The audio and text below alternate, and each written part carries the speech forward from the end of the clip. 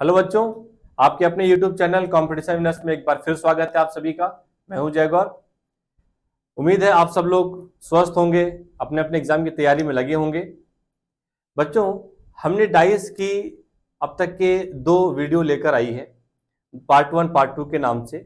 पहले पार्ट में मैंने स्टैंडर्ड डाइस के रूल बताए हैं और उसमें उसके क्वेश्चंस की प्रैक्टिस कराई है। पार्ट 2 में जनरल डाइस के रूल बताए हैं और उसके सारे क्वेश्चंस को मैंने वहां पर सॉल्व कराया है। आज उसी सीरीज में मैं डाइस का पार्ट 3 लेकर आया हूं आप सबके लिए। जी हाँ, ओपन डाइस। तो आज हम ओपन डाइस सीखने वाले हैं। तो क्लास स्टार्ट करने से पहले आप में से अगर ऐसे यूजर्स हैं जो अभी तक चैनल को सब्सक्राइब नहीं किए हैं तो चैनल को सब्सक्राइब कर लीजिए और बेल आइकन जरूर दबाइए, ताकि जब भी मैं नेक्स्ट वीडियो अपलोड करूं तो आप तक के वो सीधा पहुंचे और आप उसे देख पाए। ठीक है, तो ओपन डाइस स्टार्ट करने से पहले मैं आज की जर्नी बता देता हूं कि हम क्या क्या पढ़ने वाले हैं, एक बार आप समझ लें। तो ओपन डाइस के लिए हमें कुछ 4 रूल पता होने चाहिए। वो क्या क्या है?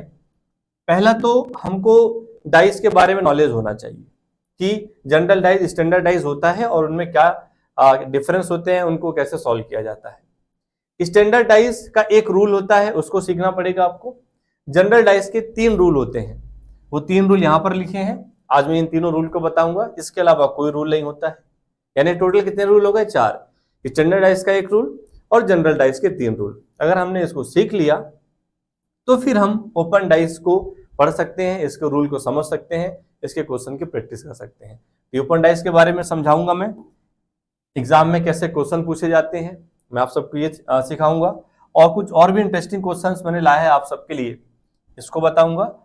और सबसे इंपॉर्टेंट चीज, मैं लास्ट में एक डाउट बताऊंगा आपको कि जब 2 डाइस दिया हो और वहां पर उन दोनों ही डाइस में कोई भी नंबर या कोई भी सिंबल कॉमन ना हो, तो उस केस में कैसे उसको सॉल्व करते हैं।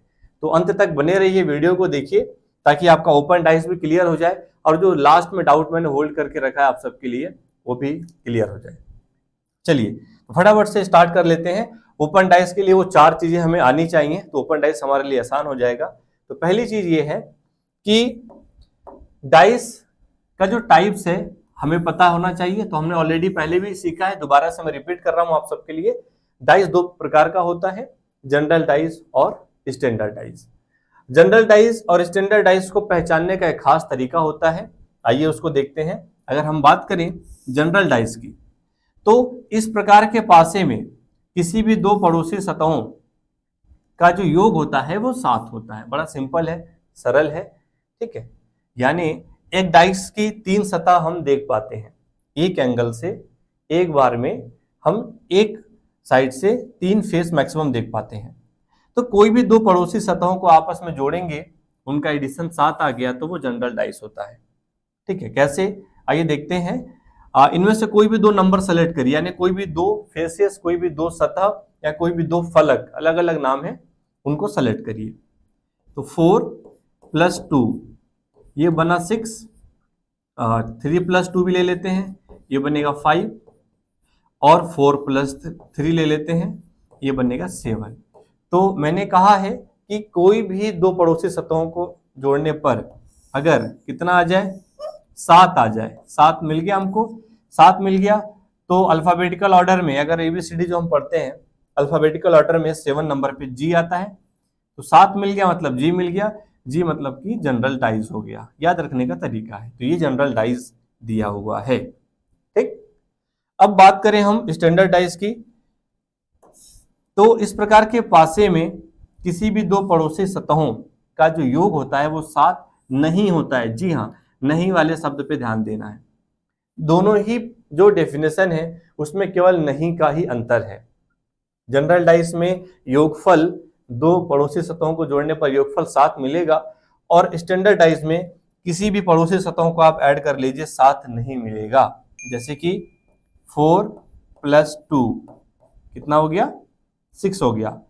और भी देख लेते हैं, 2 + 6 यहाँ दिया है तो ये 8 हो जाएगा, और 4 + 6 को अगर ऐड करें तो 10 हो जाएगा। तो इनमें से कोई भी नंबर क्या 7 के बराबर है? जी नहीं। तो अगर 7 के बराबर नहीं है तो ये आपका हो गया स्टैंडर्डाइज। क्या हो गया? स्टैंडर्डाइज। आसान है, उम्मीद है आपने इसको आइडेंटिफाई करना सीखा होगा।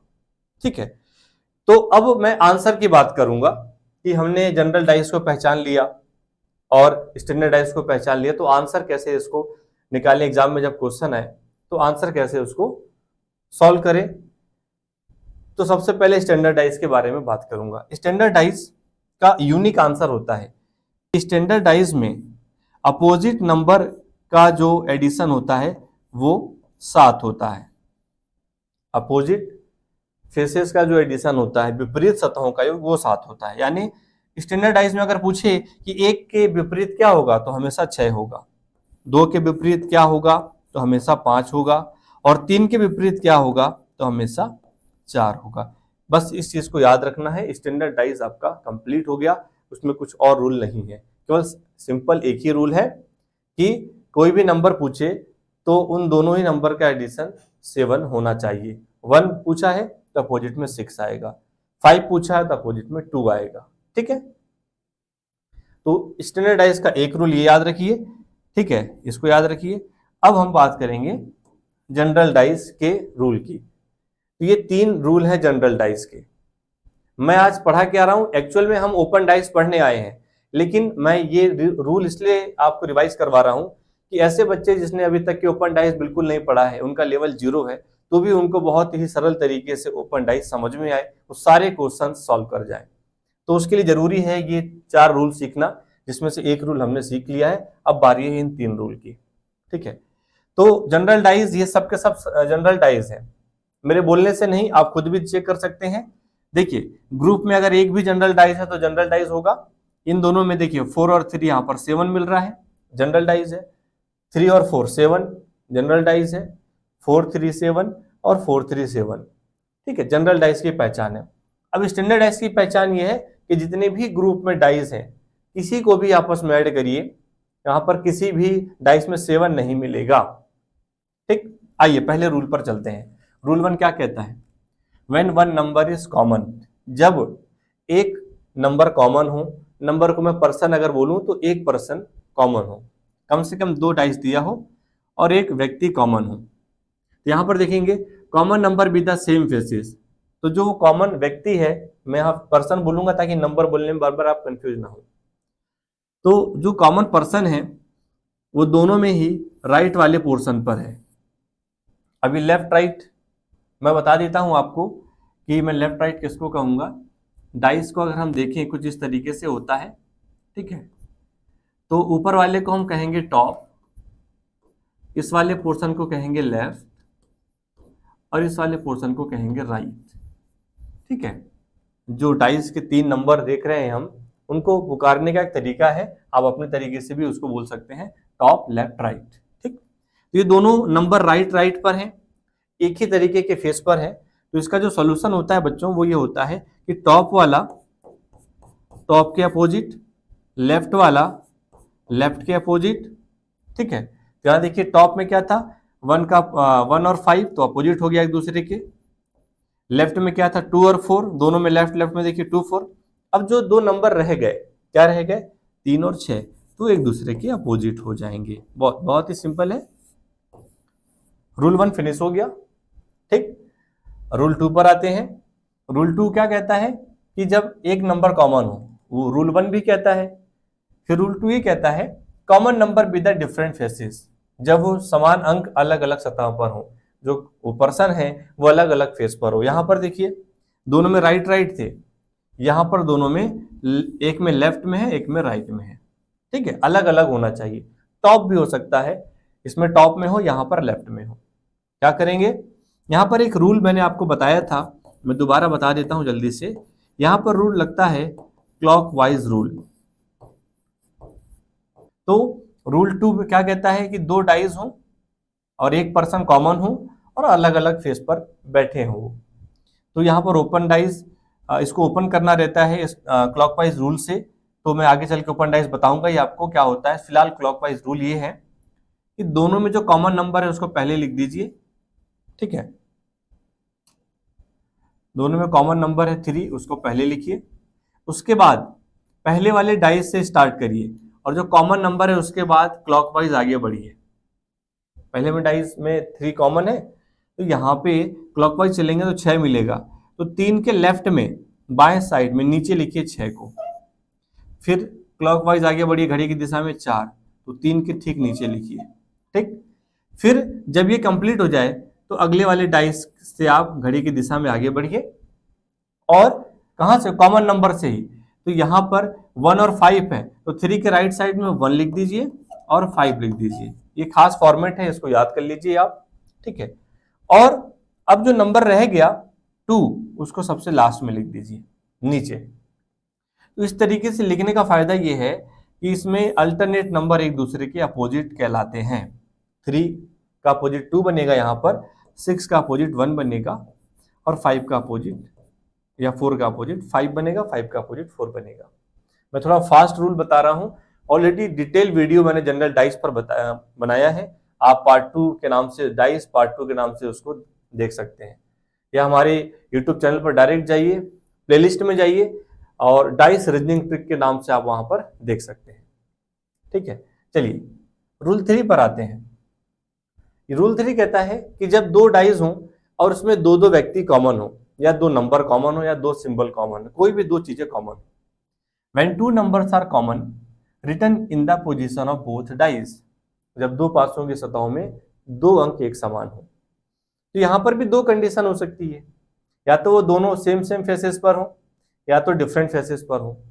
जी हाँ, हो सकती है, लेकिन इन दोनों का ही एक तरीके से हल निकलता है, एक तरीके से सोल्यूशन निकलता है, तो इसलिए यहां पर कोई 2 कंडीशन लिखने की जरूरत नहीं थी। कैसे सॉल्व करते हैं, देखिए 2 3 यहां पर भी है, 2 3 यहां पर भी है, इन दोनों में। तो जो नंबर बच जाते हैं, यहां पर बचा 1 और 4, तो वो एक दूसरे के अपोजिट बन जाएंगे। 1 और 4 एक दूसरे के अपोजिट बनेंगे। ठीक है, यहां पर भी देखिए 1 और 4 बचा, तो एक दूसरे के क्या हो गए, अपोजिट हो गए। यानी जो नंबर शेष रह गए, remaining numbers are opposite to each other, शेष नंबर एक दूसरे के विपरीत होंगे। क्लियर है, ये आपका रूल 3 था। इस प्रकार के डाइस में अगर 1 और 4 के अपोजिट में पूछा है तो आंसर तो आ जाएगा, लेकिन 2 और 3 के अपोजिट पूछ लिया तो भी आंसर आएगा। ठीक है, इसके बारे में डिटेल मैंने आपको डिस्कशन करके बताया है जनरल डाइस पार्ट 2 में, वहां जाके देख लीजिए। तो ये था हमारा टोटल 4 रूल को, आप उम्मीद है याद रखेंगे। अब सीधे मैं आता हूं टॉपिक पे, ओपन डाइस। ठीक है, ओपन डाइस के बारे में देखते हैं क्या कहता है open dice. Open dice, in open dice each alternate faces are opposite to each other.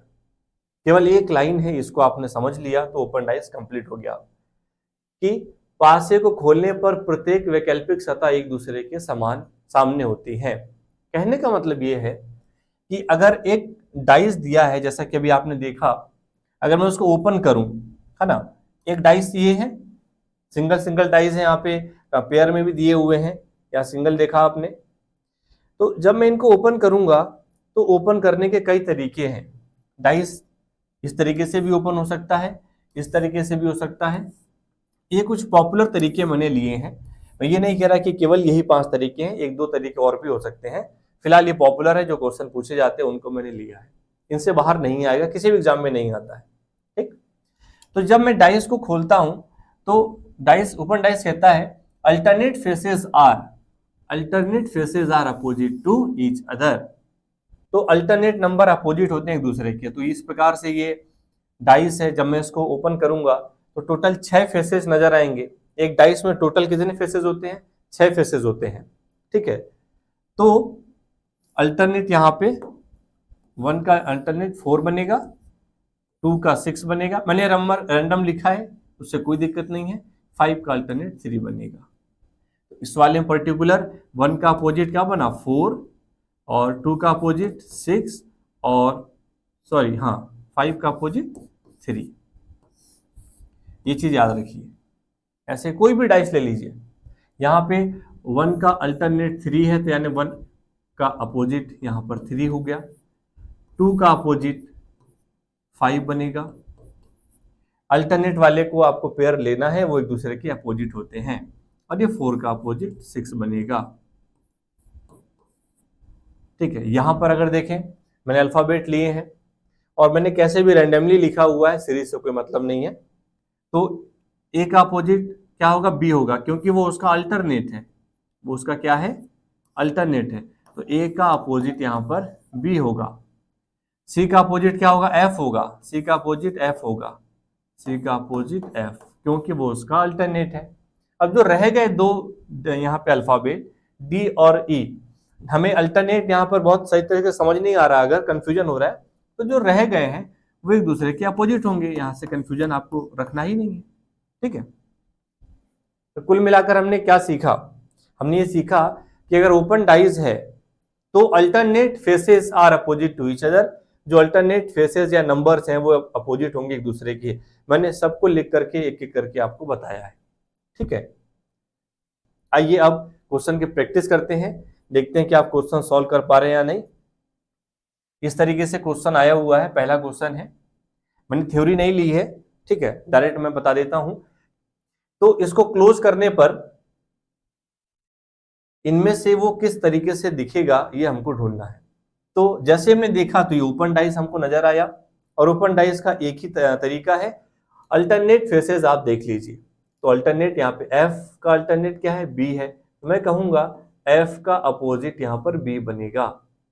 अच्छा, ई का अपोजिट क्या है, सी बनेगा, क्यों, क्योंकि ई जो है वो सी का अल्टरनेट है, तो यहाँ पर सी और ई लिख दीजिए, एक दूसरे के अपोजिट बन गए।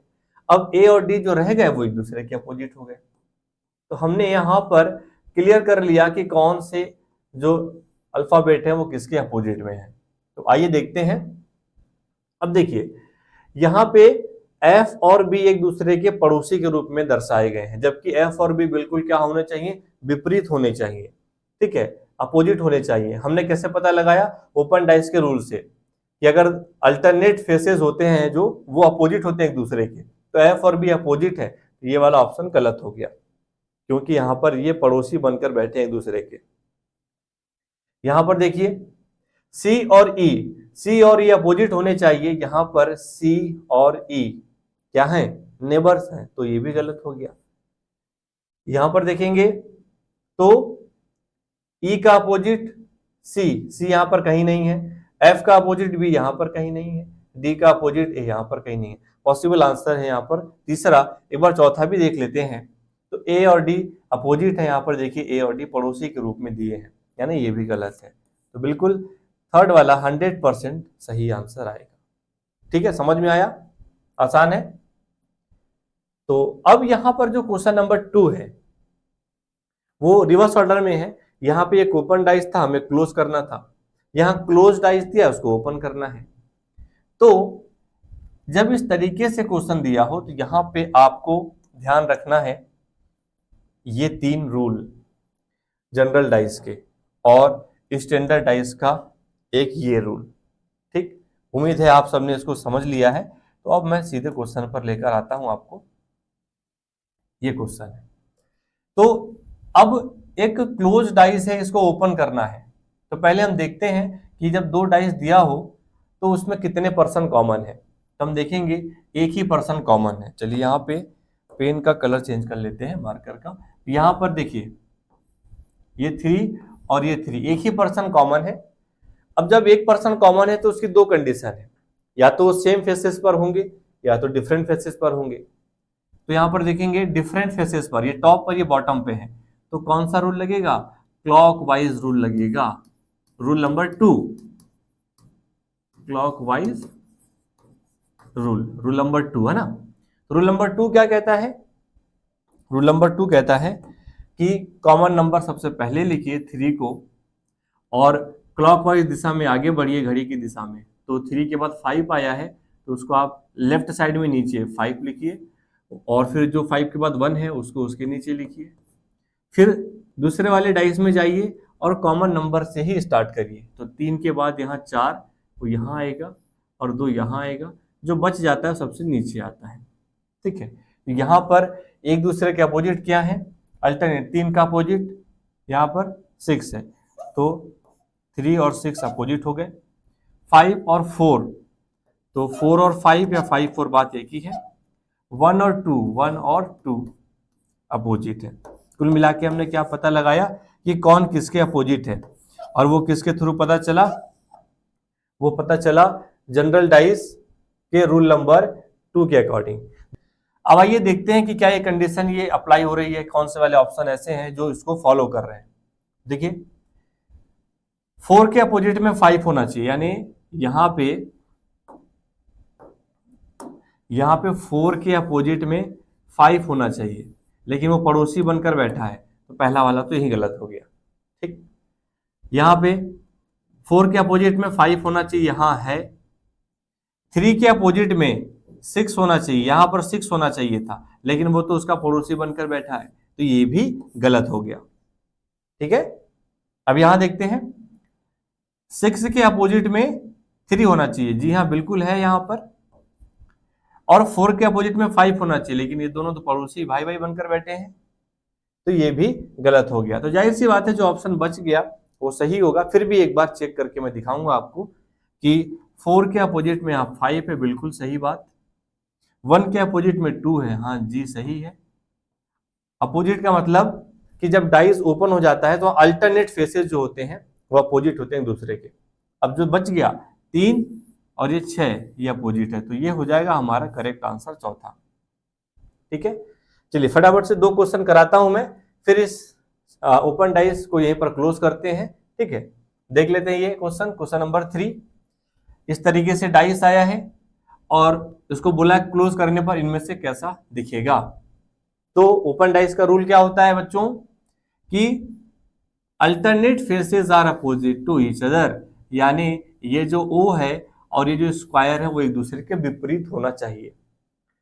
3 यहां पर फेसेस ब्लैंक दिए हैं, तो उसे घबराइए नहीं, आप उनको फिलहाल होल्ड कर दीजिए, उनको छोड़ दीजिए।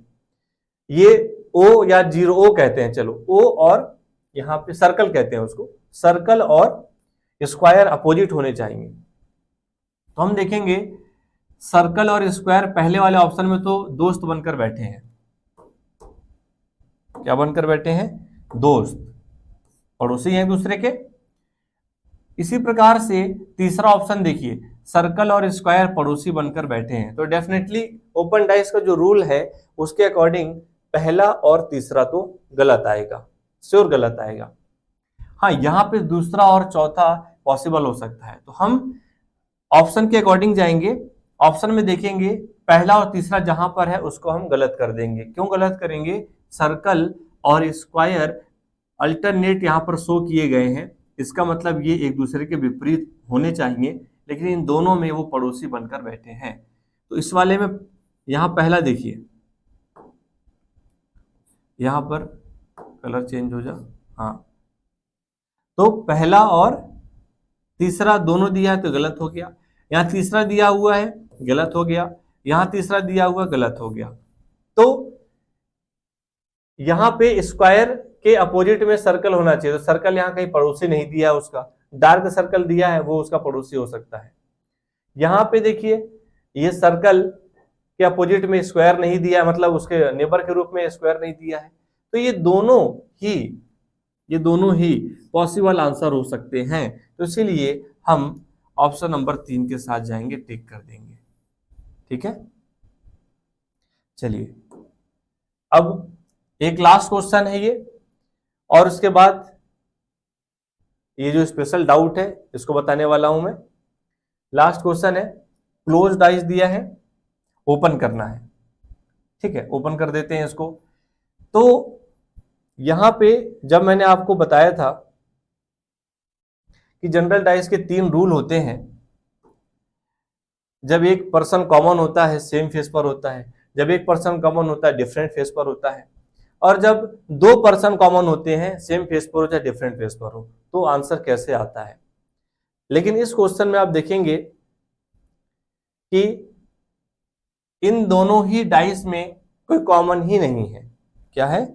कोई कॉमन नहीं है। ए यहां पर नहीं है, सी यहां पर नहीं है, ई नहीं है, तो फिर इसको कैसे सॉल्व करेंगे? तो ये अगर हमने वो समझ लिया तब जाकर ये सॉल्व होगा। तो इसी के लिए हमारा ये डाउट है। अगला स्पेशल नोट, आइए इसको समझे कि जब 2 डाइस दिया हो और उसमें कोई भी पर्सन कॉमन ही ना हो, सब अलग अलग हो। ठीक है, यहां पर भी अलग है, यहां पर भी अलग है, तो उसकी दो कंडीशन हो सकती है। अगर नंबर दिया है या डॉट दिया है तो जोड़कर देखिए क्या 7 आ रहा है। यहां पर देखिए कोई भी नंबर आपस में ऐड कर ले, 6 5 11 5 4 9 6 4 10 2 3 5 2 1 3 और 1 3 4, 7 नहीं मिला। तो बच्चों ये है स्टैंडर्डाइज, ठीक है, ये है स्टैंडर्डाइज, 7 नहीं मिला। यहां पर देखिए 4 और 3 7, 7 मिल गया, 2 डाइस दिया था, अगर एक में भी मिल गया तो वो है जनरल डाइस, है ना। एग्जाम में जो मोर देन 1 डाइस दिए होते हैं, जैसे 2 3 4 5 जितने भी दिए हों, वो एक ही डाइस की डिफरेंट इमेजेस होती हैं, एक ही डाइस की अलग अलग इमेजेस होती हैं, अलग अलग कॉर्नर से। अगर मैं आपसे कहूं कि एक डाइस है और आपको उसकी अलग अलग इमेज बनानी है, तो एक डाइस से कितनी इमेज बना पाएंगे? हम उसकी 8 इमेज बना पाएंगे। क्यों? क्योंकि एक डाइस में 8 कोने होते हैं, हर कोने से एक अलग इमेज बनेगी, यानी थोड़ा बहुत नंबर डिफरेंट रहेगा, वहां पे एक नंबर तो डिफरेंट रहेगा, ठीक है। तो ये है स्टैंडर्डाइज, ये है जनरल डाइज। कैसे पहचाना? एडिशन हमने 7 करके देखा, यहां मिल गया लेकिन यहां नहीं मिला। तो स्टैंडर्डाइज अगर है, आपने डाइज पहचान लिया स्टैंडर्ड है, तो वहां कोई प्रॉब्लम ही नहीं है। सीधे सीधे इस रूल पर आ जाइए, इस रूल पर, इस वाले रूल पर, इसको हाईलाइट कर दे रहा हूं मैं कई बार। देखिए स्टैंडर्डाइज में 1 के अपोजिट 6, 2 के अपोजिट 5, 3 के अपोजिट 4, कहीं पर भी लिखे हों ये, ठीक है, उस डाइस में कहीं पर भी लिखे हों, इस पर लौटाते थे। इसका मतलब अगर किसी ने मुझसे पूछा कि भाई यहाँ 1 के अपोजिट क्या होगा, तो डायरेक्ट मैं आंसर करूंगा यहाँ पे कि 1 के अपोजिट में मुझे ढूंढना नहीं है, सीधे कहूंगा 1 के अपोजिट में 6 होगा, 2 के अपोजिट में 5 होगा और 3 के अपोजिट में 4 होगा। ये मेरा डायरेक्ट आंसर आएगा स्टैंडर्डाइज। पर अगर जनरल डाइज है तो फिर क्या करेंगे जब दोनों में कोई कॉमन ना हो? तो बहुत ही सरल तरीका मैं आपके लिए लेकर आया हूं। यहां पे रूल 1 अप्लाई करेंगे। अब आप कहेंगे सर रूल 1 क्या है? तो जी अभी मैंने आपको बताया रूल 1 क्या था। रूल 1 ये था कि टॉप वाला टॉप के अपोजिट, लेफ्ट वाला लेफ्ट के अपोजिट, ठीक है। तो वहां पर भी वही रूल लगेगा। यहां पे क्या करेंगे, जब जनरल डाइज है तो टॉप वाला टॉप के अपोजिट कर देंगे, 2 के अपोजिट 5, लेफ्ट वाला लेफ्ट के, टॉप लेफ्ट राइट में किसको कह रहा हूं भाई, उसको भी समझ लीजिए, दोबारा से बताता हूं मैं इसको कह रहा हूं टॉप, इस वाले हिस्से को मैं लेफ्ट बोलता हूं और इस वाले हिस्से को मैं राइट कहता हूं, ठीक है। तो टॉप वाला टॉप के अपोजिट, लेफ्ट वाला लेफ्ट के अपोजिट और राइट वाला राइट के अपोजिट। ये आपका डाउट क्लियर हो गया। उम्मीद है कि जब दो डाइस में कोई भी पर्सन कॉमन नहीं होगा तो आप उसको बहुत इजीली तरीके से सॉल्व कर पाएंगे, ठीक है। आइए क्वेश्चन पर लौट आते हैं। ये क्वेश्चन है, ये अल्फाबेट दिया है, तो यहां क्या मैं चेक करूं कि जनरल डाइज है कि स्टैंडर्ड डाइज? जी नहीं, डायरेक्टली मैं कहूंगा जनरल डाइज। चेक कब करते हैं मेरे प्यारे बच्चों? जब डाइस में डॉट आया हो या नंबर आया हो, उसके अलावा कोई भी चीज आई हो, डायरेक्ट जनरल डाइज उसको बोला जाएगा। तो यहां पर क्या होगा, यहां पर ये होगा जनरल डाइज का रूल 1 लगेगा, टॉप के अपोजिट टॉप बनेगा। अभी मैंने बताया ए एफ के अपोजिट, ई और बी एक दूसरे के अपोजिट बनेंगे, लेफ्ट वाला लेफ्ट के अपोजिट, सी और डी राइट वाला राइट के अपोजिट, ठीक है। अब आइए ओपन डाइस में हम देखते हैं, ओपन डाइस क्या कहता है, अल्टरनेट फेसेस अपोजिट होने चाहिए। तो यहाँ पे अल्टरनेट फेसेस, ए का अल्टरनेट एफ है, तो ए का अपोजिट एफ, हाँ बिल्कुल हो सकता है। ई का अपोजिट बी है, हाँ बिल्कुल हो सकता है, क्योंकि ई और बी अल्टरनेट है। इसके बाद सी का अपोजिट डी है, हाँ सी का अपोजिट डी है। तो यहाँ तो पहला ही मिल गया हमको, ये आंसर होगा। तो आज की बस इतनी ही क्लास थी। अब जब मैं अगली वीडियो में मिलूंगा आपसे, तो मैं आप सबके लेकर आऊंगा डाइस का प्रैक्टिस सेट। जी हाँ, उसमें मैंने सारे questions, single dice, double dice, triple dice से लेकर के up to 5 6 dice, open dice, सारे क्वेश्चन रखे हैं और इंपॉर्टेंट क्वेश्चन है जो एग्जाम में मैक्सिमम बार पूछे गए हैं, उनकी मैं अच्छी सीरीज लेकर आ रहा हूं। और साथ ही साथ में वहां पर कॉन्सेप्ट भी बताता चलूंगा, ताकि आपका कॉन्सेप्ट भी क्लियर होता जाए और उन डाइस के क्वेश्चन की प्रैक्टिस भी कंप्लीट हो जाए। तो बच्चों आज के लिए इतना काफी है।